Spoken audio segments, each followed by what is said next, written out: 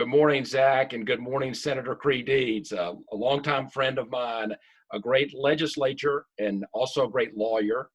We've got Creigh on today, Senator Deeds, to talk about a few of the new laws that'll go in effect in Virginia starting July 1. I've had the pleasure of knowing Creigh, and I've known each other a long time. We're both 25 years old, but we've known each other for over 25 years. And we've worked on cases together. We've done a lot of stuff in politics together. And so we're going to ask Creigh about the laws. Creig's a very modest person, but he's also a very, very talented lawyer. We're going to talk about new laws today. But Creigh and I have worked on civil cases and criminal cases. Creigh, in addition to everything he's done in his career, early in his career was the Commonwealth attorney in Bath County. And so he's been both a prosecutor and a defense attorney. So he's got incredible experience on a myriad of cases. And so he's also on a lot of important committees in Richmond dealing with judges and new laws. So Creigh, thank you so much. Just tell us a little bit, how are you doing in this coronavirus world? You know, we're all surviving the best we can, John. You know, it's a world we have to get used to, and people get freaked out a little bit, but you look back in history, 102 years ago, the social distancing was the norm then too. That was the way we survived that flu, and science has advanced, and we're gonna get ahead of this thing for sure. But the social distancing is working; it's slowing down the virus. That's my little law office here in Hot Springs. It's the way we're working it. My secretary and I are in the offices different times of the day. We're doing the best we can. Yeah, we all are. And it's a changing time. I do think there's some optimism. The courts are slowly opening up a little bit, and We've done a lot of phone calls with judges, and we've had a couple of Zoom hearings, that sort of thing. And so I think it's the new normal. I did a hearing last week in the Rockingham County Circuit Court. Last week, a week before last, that was by some service the Supreme Court's authorized. That's kind of like Zoom, and it was it was an interesting sort of hearing. Yeah. So, and we've got, of course, our ace host, Zac Van Patten, with us here today. So I'll throw the first question to you, Creigh, and then we'll get Zac. So there are a number of new laws. You guys go down there in Richmond and meet and caucus and pass laws, and you're a big leader in that. I noticed that there are going to be some new election laws. I think there's some. Tell us a little bit about those, Creigh. Well, in general, John, this is the first time in basically a generation that the Democrats have been in charge of the governor's mansion and both houses of the General Assembly, the Senate and the House. So there was a lot of pent-up demand to get things done. And one of the things we've been focused on the last few years as Democrats has been our election law. You know, there was recently a study that put us 49th in terms of ballot difficulty for people to vote. So we had a lot of things we wanted to change with respect to election law. And the most important thing we did was we passed no excuse absentee voting, which means after July 1, you'll be able to vote absentee, and you won't have to tell them why. And that makes sense because it's nobody's business. We ought to make the process as easy to engage in as possible. We ought to be about encouraging people to participate, encouraging people to vote, and that's exactly what we did with no excuse absentee voting. There's some other bills that passed. You know, another key piece of legislation was one that did away with the photo ID. You know, that's only been part of the law for about 15 years, 10 or 15 years. And in my view, that's something that particularly lower income, elderly Virginians who don't drive anymore, who are and struggle to get places, it discourages them from participating. So, you know, there are a lot of people that scream we're going to encourage fraud, but there's no real evidence that's a problem anywhere in the country, certainly not in Virginia.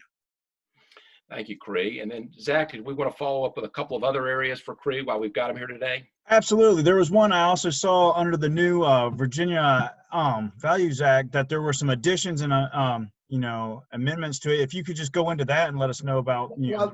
Here's the key thing. Everybody who's in Virginia, everybody ought to be able to be respected no matter who they are.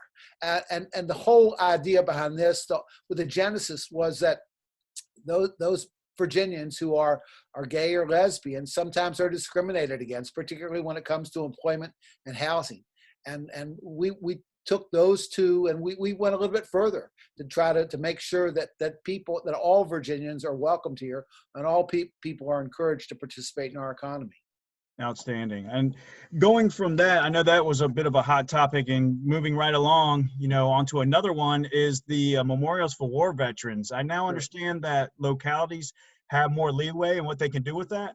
There was legislation. You think about back to 2017, in Charlottesville, part of the genesis behind the counter efforts that grew in Charlottesville that resulted in tragedy was that city council was looking very hard at what they could do to remove or contextualize the Confederate statutes that exist in Charlottesville, General Lee and General Jackson, and as all of us in the South know, we have a Confederate veteran in just about every courthouse at every in every county seat.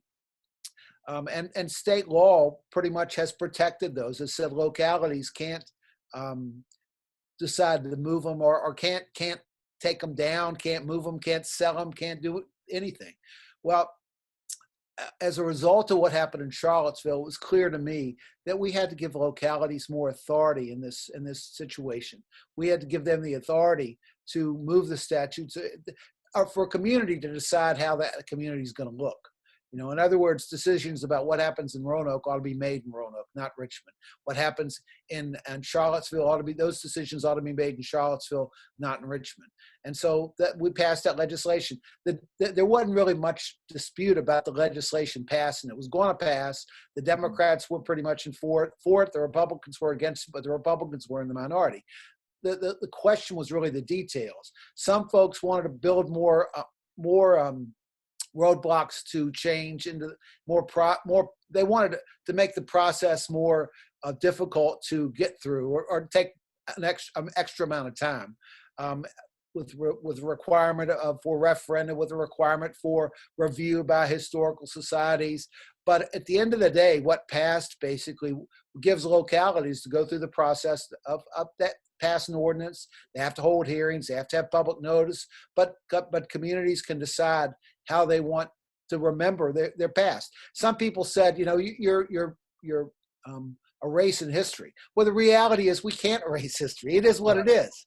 But communities ought to have the ability to decide how they want to remember it and how they want to present themselves to the world. Outstanding. I agree with that, actually.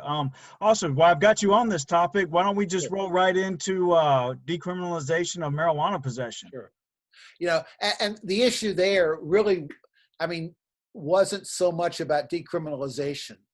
There were Democrats in favor of decriminalization. Some Republicans were. It wasn't as partisan as some of the other issues. The issue was there were two other issues. One was, some people said, well, why decriminalize? Why not just make it legal? Make possession of marijuana legal? And the other said, well, if we're going to decriminalize, we also, or make it legal, we have to set up a process for expungement of past convictions for marijuana possession.